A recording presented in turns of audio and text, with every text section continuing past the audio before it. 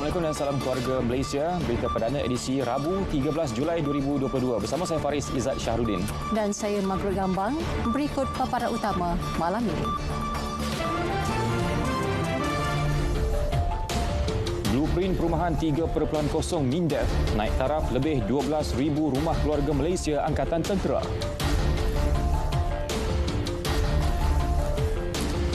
Draft RUU anti lompat parti dibentang di Dewan Rakyat 18 Julai ini.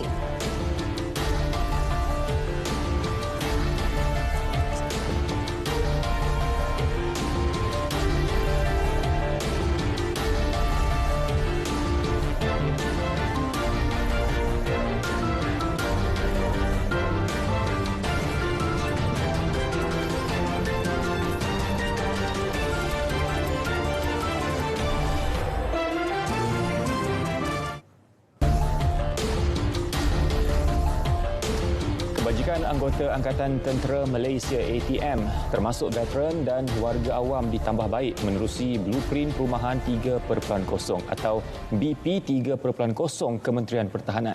Matlamatnya memastikan pelaksanaan agenda perumahan MINDEF yang bermula tahun ini hingga 2030 teratur. Bagi meneruskan kesinambungan Blueprint 1.0 dan Blueprint 2.0, Blueprint 3.0 pula akan menumpukan kepada penyediaan baki keperluan 12,733 unit rakhmat seluruh negara menerusi 5 fasa bermula tahun 2023 sehingga tahun 2030. Di bawah program selenggara dan naik taraf, sasaran 80% daripada 7,292 unit rakhmat tidak akan yang sedia ada akan dinaik taraf, termasuk pengubah suaian daripada 2 unit kepada 1 unit. Dan pada masa yang sama, perabot lama yang telah rosak akan diganti dengan perabot yang baru. Perdana Menteri Datuk Seri Ismail Sabri Yaakob berucap pada Majlis Pelancaran Blueprint Perumahan 3.0 Kementerian Pertahanan di Ibu Negara. Hasil pelaksanaan Blueprint Perumahan 1.0 dan Blueprint 2.0 4,200 unit rumah keluarga Malaysia Angkatan Tentera RKMAT yang baru berjaya disiapkan dan diduduki. 552 unit RKMAT lagi dijangka siap dan boleh diduduki selewat-lewatnya hujung tahun ini dan lebih 1,000 RKMAT diselenggara. Ia tidak termasuk pembinaan rumah mampu milik di bawah program Satu Anggota Satu Rumah SASAR dan inisiatif perumahan veteran.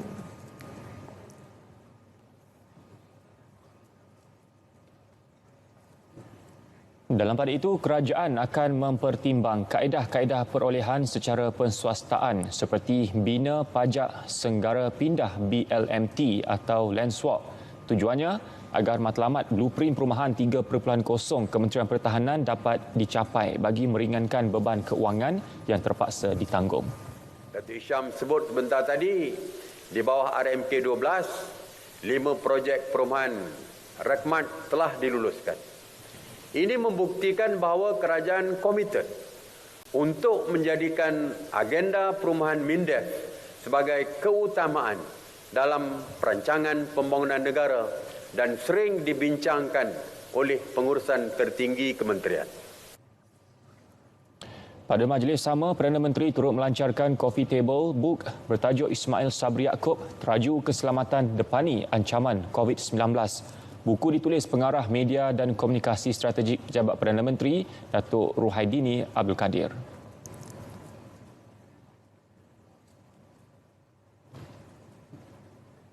Dalam perkembangan lain, Perdana Menteri Datuk Seri Ismail Sabri berpandangan program Fellow Perdana memberi peluang kepada peserta belia untuk memahami selok-belok pentadbiran negara. Malah, program pembangunan belia itu wajar diteruskan dan diperluas agar lebih ramai anak muda berbakat mendapat pendedahan pelbagai aspek. Bukan saja belajar tentang bagaimana handle parlimen, bagaimana menteri handle menjawab di parlimen dan sebagainya, melihat debate di parlimen, tetapi Satu perkara yang tak boleh dipelajari iaitu politik juga boleh dipelajari sewaktu menjadi fellow. Ikut menteri balik, apa yang menteri buat di kawasan dan sebagainya. Kita waktu jadi student, saya pun pernah jadi student, kita mempunyai berbagai-bagai persepsi terhadap orang politik. Berbagai-bagai persepsi terhadap menteri dan sebagainya.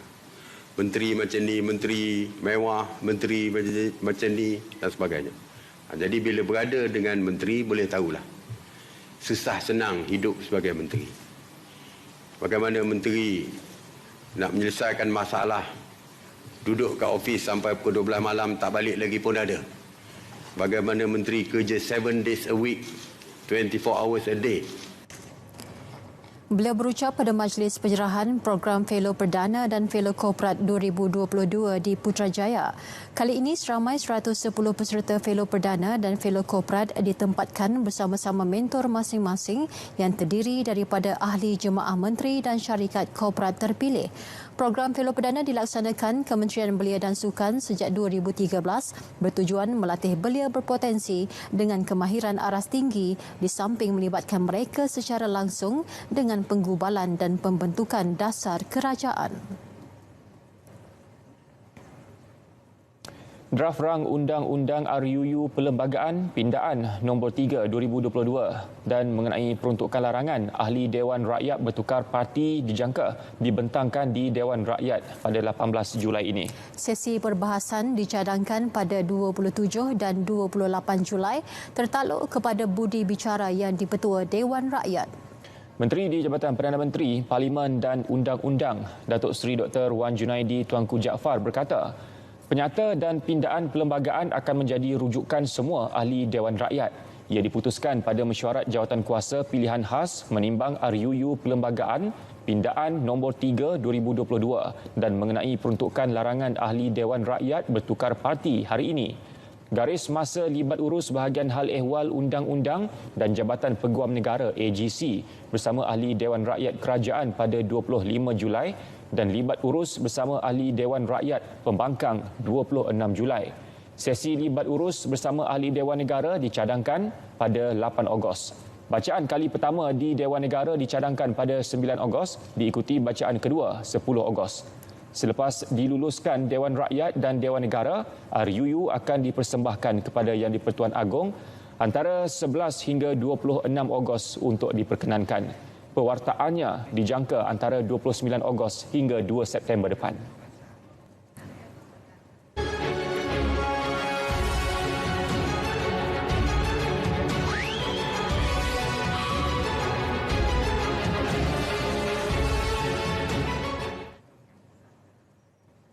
Tindakan tegas akan diambil terhadap pengilang pembungkusan minyak masak bersubsidi yang didapati menyeludup bekalan ke negara jiran.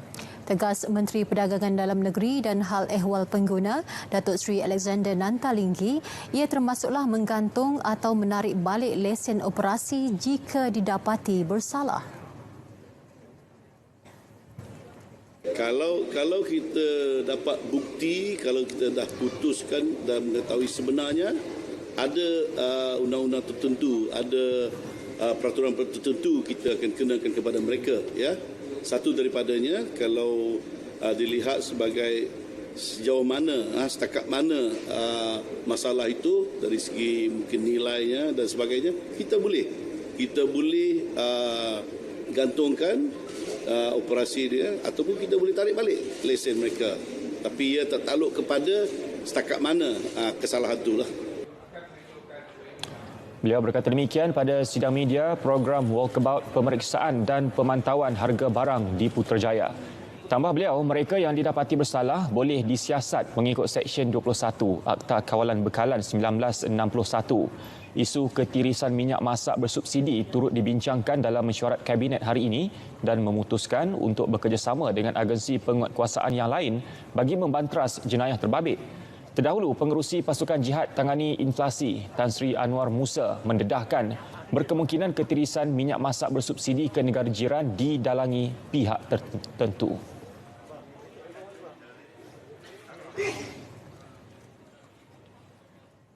Keperluan asas harian mencukupi dan dijual pada harga yang ditetapkan kerajaan. Ia termasuk ayam, telur dan minyak masak paket bersubsidi.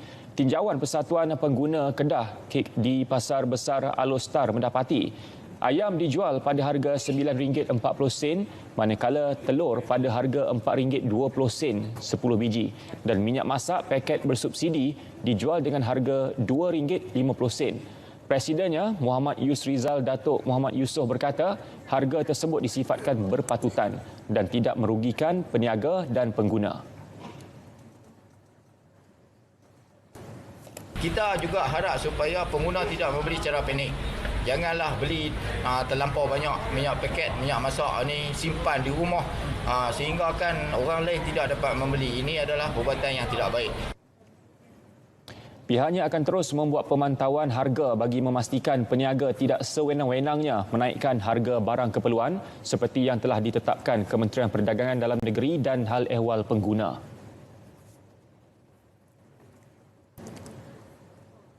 Sementara itu di Pulau Pinang, orang ramai akui harga barang keperluan di pasaran berpatutan dan mengikut seperti yang ditetapkan KPDN HEP.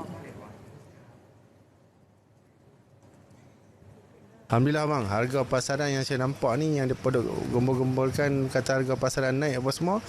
Tapi saya tengok harga pasaran masih boleh dibeli ya bang, dan harga pun berpatutan dengan yang ada kemampuan kita yang ada pada masa ni. Itu kerajaan pun baik, ada bagi kita gaji naik apa semua.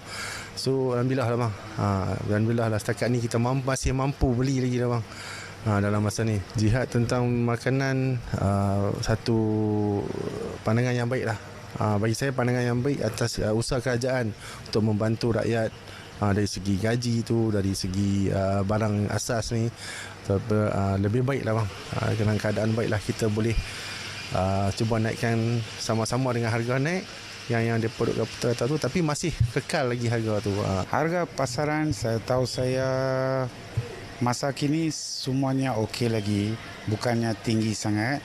So kerajaan masih tolong orang-orang macam B40, kerajaan masih tolong, tapi taklah tahap sampai orang nak kemiskinan, kebuluran, taklah sampai tahap itu. Tapi harga saya tengok patutan lagi. Kerajaan kena kawal. Kalau kerajaan tak kawal, memang tak patutlah. Sebab kerajaan kawal barang-barang harga tu, memang kita support sama kerajaan tu. Setakat sekarang ni, di kedai kami ni kira tak ada masalah apa. Harga barangan ni masih lagi maintain macam biasa. Yang naik sikit-sikit tu ada lah. Okay? Jadi kira daripada pelanggan pun mai di kedai, dia tak pernah duk bersuara kata harga mahal ke apa, tak masih lagi macam biasa. Jadi kira masih lagi kedai kami ni masih lagi terkawal dengan harga-harga barang ni semua. Bagi saya setujulah. Kalau kata kerajaan beli 40 ni semua saya setujulah. Tapi saya harap kekalkanlah untuk bantuan kepada rakyat. Warga wilayah Persekutuan berpeluang berbelanja barangan keperluan asas termasuk ayam dan telur ayam pada harga lebih rendah berbanding harga siling ditetapkan. Ini direalisasi menerusi jualan rakyat MyGrocer at wilayah yang berlangsung selama 6 bulan bermula esok. Menteri Wilayah Persekutuan Datuk Seri Dr. Syahidan Kasim berkata program yang menawarkan barangan asas lain seperti ikan, sayur-sayuran dan makanan kering itu akan dilaksana di setiap projek perumahan rakyat PPR dan perumahan awam PA di Ibu Negara. Ia melibatkan peruntukan berjumlah 3.48 juta ringgit. Sementara di Labuan, jualan akan dilaksana di beberapa kedai terpilih. Jelasnya, setiap penerima manfaat mestilah terdiri daripada warga negara Malaysia. Mereka akan menikmati pembelian seekor ayam dengan kadar subsidi sebanyak RM3 seekor serta dapat berjimat 50 sen apabila membeli 10 biji telur ayam grade B. Datuk Seri Dr. Syahidan berkata kira-kira 147,000 penduduk di 61 PPR dan PA di Kuala Lumpur serta 19,000 penduduk dari kumpulan B40 di Labuan bakal menerima manfaat ini.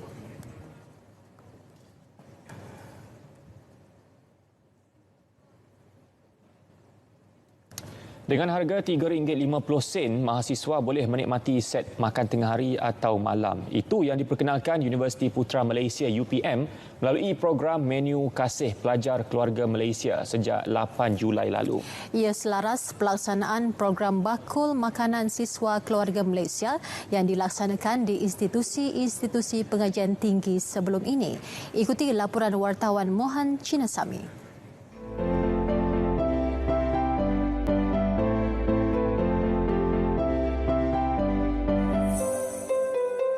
Tinjauan saya di salah sebuah kafe di UPM mendapati harga makanan dijual serendah RM3 hingga RM3.50 bagi setiap menu. Saya dimaklumkan sebelum ini harga makanan yang dijual adalah sekitar RM7 hingga RM8. Sebanyak 6 menu disediakan, antaranya set nasi berlauk, telur ayam dan tempe, set nasi, ayam, sup, sambal, salad dan timun. Dengan harga serendah itu, mahasiswa bukan sahaja mendapat hidangan yang enak dan lengkap, malah bernutrisi.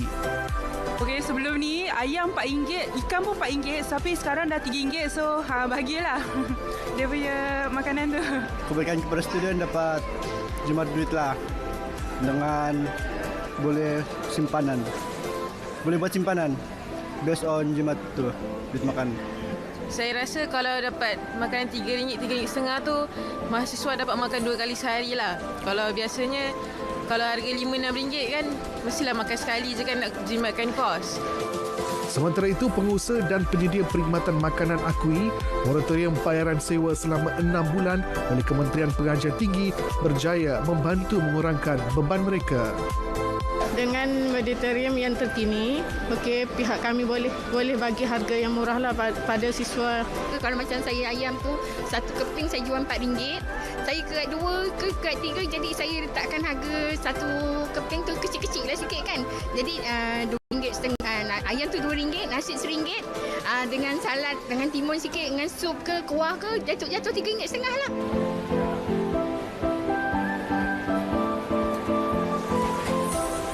Berapa Kak? RM3.50 Ya. Terima kasih Kak. Baik, ini merupakan menu yang ditawarkan di kafe UPM yang betul-betul menjamin kos tarikh hidup bagi seseorang mahasiswa. Jika kita lihat, ini adalah menu yang telah diberikan kepada saya yang berharga RM3.50. Disediakan salad, disediakan ayam, kari dan juga sambal belacan. Dan so tentunya, ia lazat dan berkhasiat bagi mahasiswa yang ingin makan di kafe ini. Selain menjamin kos tarikh hidup bagi seseorang mahasiswa, secara puratanya mereka hanya perlu membelanjakan di antara RM3 hingga RM3.50 bagi sesuatu menu seperti ini. Muhammad Chinasami, RTM.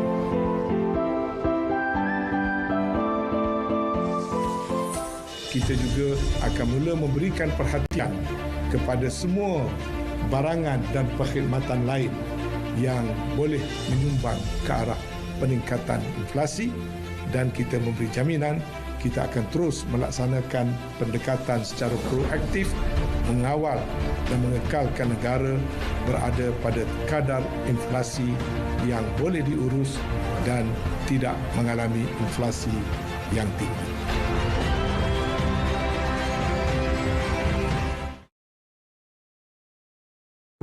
Perkhidmatan perubatan di seluruh negara memerlukan 2,000 beg darah setiap hari. Mengikut tinjauan, hanya 2.5% penduduk Malaysia mendermakan darah. Bagi setiap beg darah yang diperolehi, ia mampu menyelamatkan 3 nyawa. Kami perlukan darah anda. Jom derma darah. Saksikan siaran langsung perasmian Hari Peneroka Felda 2022 Peringkat Kebangsaan oleh Perdana Menteri Datuk Seri Ismail Sabri bin Yaakob pada 14 Julai 2022. Pukul 10 pagi bertempat di Felda Rentam, Bera, Pahang. Di TV1, saluran berita RTM dan rtmclick.rtm.gov.my.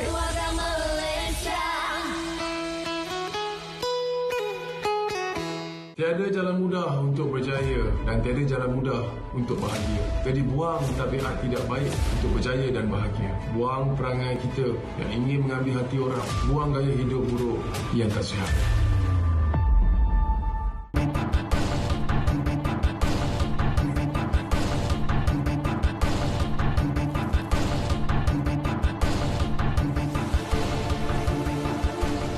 bersua kembali. Malaysia kekal berada pada landasan pertumbuhan yang baik di sebalik pelbagai ketidaktentuan faktor luaran yang turut mempengaruhi prospek ekonomi global. Penganalisis ekonomi INSAFE University, Profesor Madya Dr. Baharum Abdul Hamid berkata, asas kukuh disokong data ekonomi terkini meletakkan negara di trajektori pemulihan positif tahun ini. Negara diunjur mencapai pertumbuhan antara 5.3 dan 6.3% tahun ini. Ramalan selari tabung kewangan antarabangsa IMF dan Bank Dunia masing-masing sebanyak 5.75% dan 5.5%. Melihat kepada unjuran yang dilakukan bukan sahaja oleh Bank Negara Malaysia dan Kerajaan Malaysia, malah Jabatan Statistik, begitu juga agensi rating luar yang telah mengunjurkan bahawa pertumbuhan ekonomi Malaysia mampu mencapai 6.1% pada tahun ini. Ini menunjukkan kita berada pada landasan yang baik, dan rating Malaysia oleh S&P juga telah bertambah baik daripada B ke A tolak, dan begitu juga kita daripada negatif ke stabil. Mengulas peruntukan subsidi kerajaan mencecah lebih 77 bilion ketika ini, ia perlu bagi memastikan kestabilan harga dan kelangsungan hidup rakyat. Kerajaan mampu mengimbangi pemberian subsidi menerusi kutipan hasil lebih tinggi disumbang beberapa faktor. Lagi meningkatkan hak hutang statutori, saya rasa hasil negara juga insya-Allah akan bertambah, dan bila kita kata hasil sawit meningkat, hasil petrol meningkat, ini secara tidak langsung juga memenuhkan kantung negara. Walaupun saya tahu ada kegusaran di luar sana di media sosial memperbincangkan bahawa Malaysia diambang stagflasi dan juga hyperinflasi, bagi saya ini adalah satu perbincangan yang tidak langsung tepat. Semalam Menteri Kewangan Tengku Datuk Seri Zafrul Tengku Abdul Aziz optimis negara akan terus mencatat pertumbuhan positif tahun ini berikutan kepelbagaian ekonomi negara. Kementerian Perdagangan Dalam Negeri dan Hal Ehwal Pengguna KPDN HEP sedang meneliti langkah mengetatkan tata cara jualan dalam talian, khususnya membabitkan barangan kawalan dan bersubsidi. Menterinya Datuk Seri Alexander Nantalinggi berkata tujuannya bagi mengekang ketirisan dan penyelewengan subsidi. Menerusi ciapan akaun Twitternya, beliau memaklumkan 38 iklan penjualan minyak masak paket dan botol di dua platform dalam talian terkenal telah diarah diturunkan. Penguatkuasaan mulai 1 hingga 12 Julai lalu menggempur 18 premis yang mempunyai alamat penjual pada platform tersebut. Pemeriksaan lanjut menemukan bekalan minyak masak paket dan botol, 255 paket minyak masak 1 kilogram dan 41 botol minyak masak dalam kemasan 500 gram, 1 kilogram, 2 kilogram dan 3 kilogram disita, membabitkan nilai rampasan keseluruhan RM1,495.50. Satu kes direkodkan mengikut Peraturan 3/1 Peraturan Kawalan Bekalan PKB 1974. Kes kedua mengikut Seksyen 20/1 Akta Kawalan Bekalan 1961. Kedua-dua kes sedang dalam tindakan mengikut saluran undang-undang di bawah bidang kuasa KPDN HEP.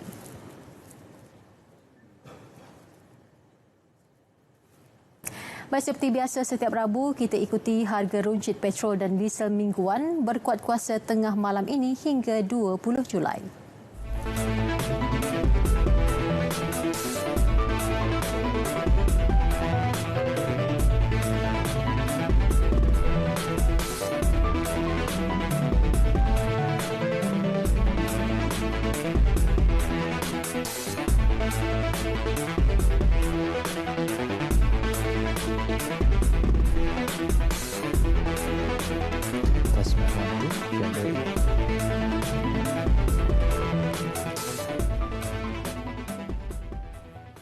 Saudara, untuk perkembangan sukan malam ini kita akan bersama dengan Syairul. Silakan Syairul. Baik, terima kasih. Piala AFF bawah 19 tahun, Harimau Muda melangkah ke final.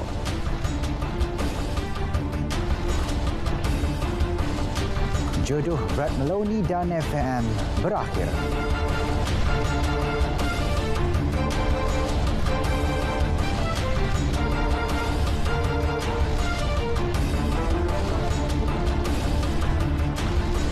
Assalamualaikum salam sejahtera. Saya Syairul Islam. Untuk edisi sukan malam ini kita mulakan dengan kejohanan bola sepak Persekutuan Bola Sepak ASEAN AFF bawah 19 tahun. Skuad muda negara melangkah ke pentas akhir dengan penuh bergaya selepas menewaskan Vietnam 3-0 pada aksi separuh akhir di Bekasi, Indonesia hari ini. Pada perlawanan yang berlangsung di Stadium Patriot Candrabaga itu, Malaysia berjaya mendahului pada minit ke-26 menerusi jaringan Adam Farhan Faizal. Selepas itu, walaupun kedua-dua pasukan saling berbalas serangan, kedudukan 1-0 kekal sehingga tamat separuh masa pertama. Babak kedua perlawanan pula menyaksikan Vietnam cuba untuk menyamakan kedudukan dengan mengasak ke gol Malaysia. Namun, skuad kendalian Hassan Sazali Waras yang berjaya menambah jaringan pada minit ke-70 menerusi Haikal Hakimi Hairi dan Haikal Danish Haizun ketika permainan berbaki 3 minit. Malaysia dijadualkan bertemu sama ada pasukan Laos atau Thailand yang turut bertemu pada satu lagi aksi separuh akhir malam ini.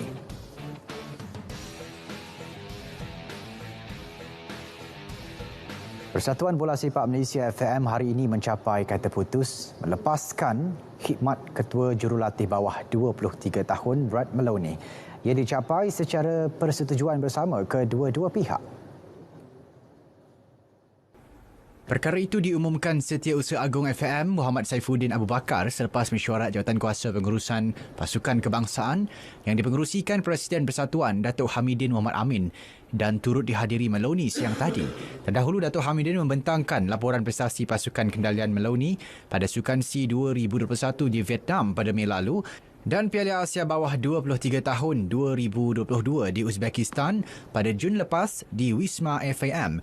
Pengendali dari Australia itu dalam masa sama merakamkan ucapan terima kasih kepada FAM kerana memberi peluang beliau berkhidmat sejak 2014. Maloney, 50 tahun, bermula sebagai penolong jurulatih bawah 23 tahun kebangsaan kepada Datuk Ong Kim Swee sebelum dilantik sebagai Ketua Jurulatih bawah 19 tahun kebangsaan pada 2019 dan seterusnya Ketua Jurulatih bawah 23 tahun kebangsaan. Persekutuan Karate Malaysia MAKAF mengesahkan 12 atlet mereka yang memenangi pingat pada Sukan C 2021 akan disenaraikan ke dalam program podium. Ia susulan prestasi memberansangkan ke semua atlet tersebut pada kempen Sukan C 2021 di Hanoi. Setiausaha Agung MAKAF, Datuk Nur Azmi Ahmad memaklumkan perkara berkenaan selepas mesyuarat Jawatankuasa Kerja yang berlangsung di Majlis Sukan Negara MSN. Semua yang dapat pingat dia masuk podium. I think kita dapat almost lebih kurang dalam 16 lebih. Kita ada kumpulan kita ada 7. Yang tim lelaki kita ada 7.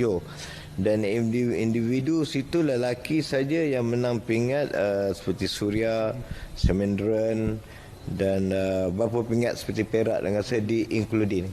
Maknanya kita lebih pada 10 lah kita dapat.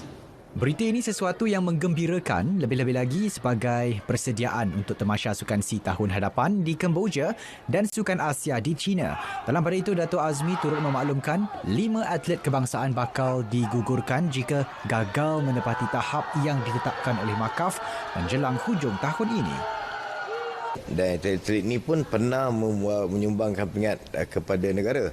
Tetapi dari segi mental dan persiapan dan juga the athlete is not fit to be in the MAKAF.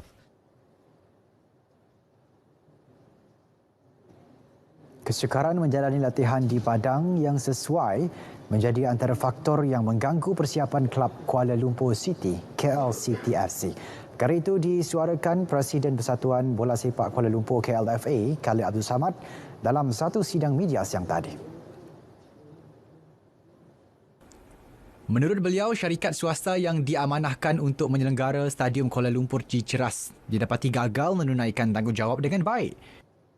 Ianya digunakan dengan begitu begitu kerap oleh pasukan-pasukan bola sepak yang lain kerana pihak syarikat swasta ni dia nak dapatkan pendapatan, dia sewakan sampai 6-7 tim main ya, dan kita sendiri nak adakan latihan terhad, kita terpaksa adakan latihan kita hanya di Padang di Pudu Ulu ya. Dari segi dia punya penyelenggaraan, pengurusan, semua bagi pandangan kami tidak memuaskan dan tindakan repair dilakukan oleh kami dan kami ada bukti-buktinya.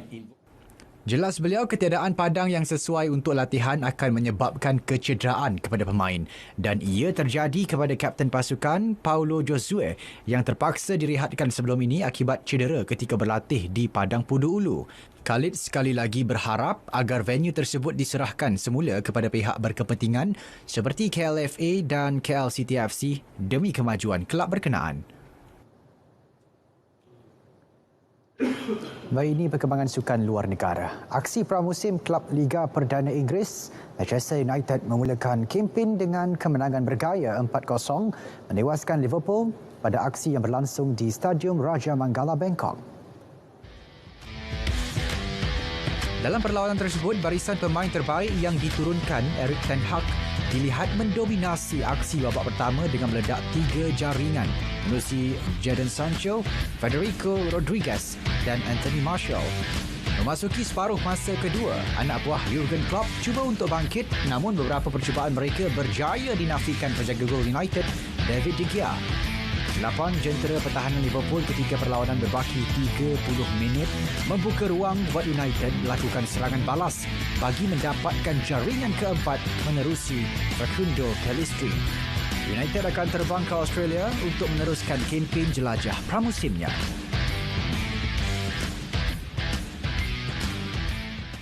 Baik, ini pula cerita mengenai legenda Manchester United Wayne Rooney. Bekas penyerang The Red Devils itu telah diumumkan sebagai ketua jurulatih baharu kelab DC United yang beraksi di Major League Soccer Amerika Syarikat. Rooney yang pernah beraksi untuk kelab tersebut pada 2018 hingga 2019 akui tugas kali ini lebih mencabar buatnya apabila perlu membantu kelab berkenaan meraih kejayaan. Ketika ini DC United hanya mencatat 5 kemenangan, 10 kalah dan 2 seri untuk mengumpul 17 mata berkongsi kedudukan terakhir dalam senarai 28 pasukan. Pengalaman Rooney sebagai jurulatih Derby County akan dimanfaatkan sebaiknya oleh bekas penyerang United itu. Dalam pada itu, pengerusi bersama DC United, Jason Levine, menyifatkan Rooney seorang legenda bola sepak dan salah seorang pengurus baharu yang paling dinamik. Beralih ke perkembangan Tour de France, pelumba Denmark Magnus Cort Nielsen berjaya menawan peringkat ke-10 perlumbaan melibatkan jarak sejauh 148.5 km dari Morzine ke Mavesh. Cort Nielsen disaingi hebat pelumba Australia Nick Scott sehingga ke garisan penamat yang mana keputusan terpaksa ditentukan menerusi foto finish. Ini merupakan kemenangan kedua Nielsen dalam Tour de France selepas 2018. Tempat ketiga milik pelumba Sepanyol Luis Leon Sanchez. Jersey kuning selaku pendahulu keseluruhan perlumbaan pula masih kekal di sarung penyandang juara Tadej Pogacar yang tiba di garisan penamat 9 kemudian. Perlumbaan tersebut turut terganggu apabila sekumpulan aktivis iklim cuba menghalang para pelumba kira-kira 36 km sebelum penamat. Namun, situasi tersebut berjaya dikawal pihak berkuasa tempatan.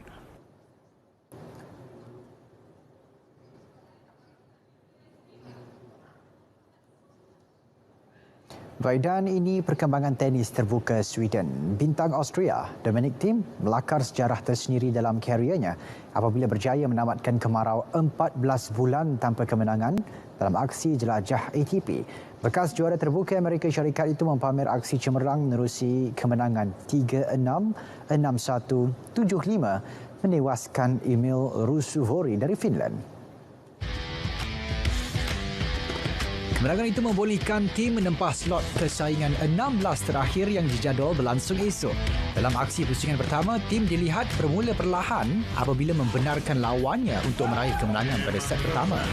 Bagaimanapun, pemain Austria itu mula mempamerkan kebangkitan untuk mendominasi aksi set kedua dan seterusnya.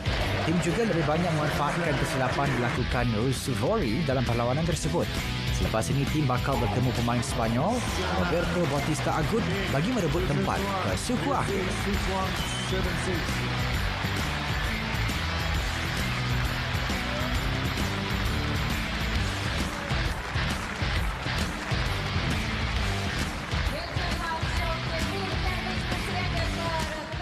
Saudara, paparan itu mengakhiri edisi Sukan 13 Julai 2022. Saya Syarul Islam, salam sukan untuk semua dan salam keluarga Malaysia.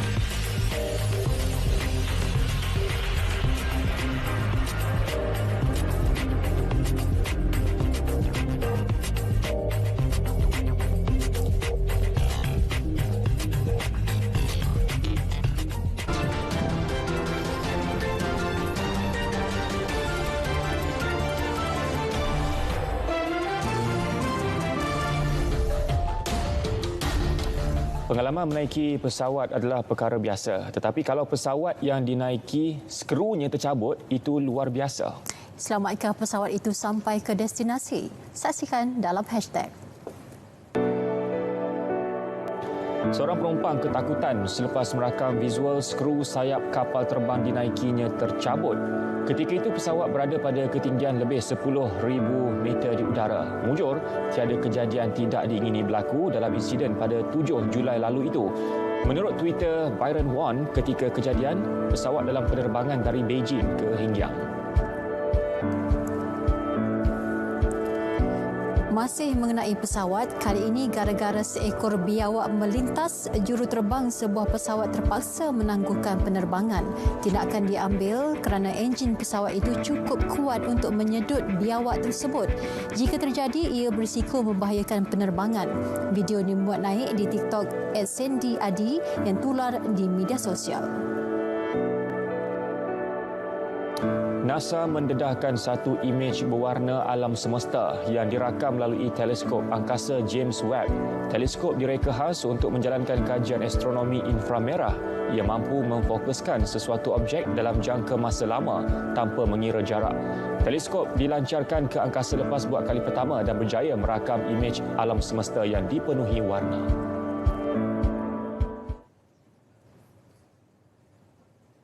Saudara, berita perdana edisi 13 Julai 2022 berakhir di sini. Dengan itu, Assalamualaikum. Salam keluarga Malaysia.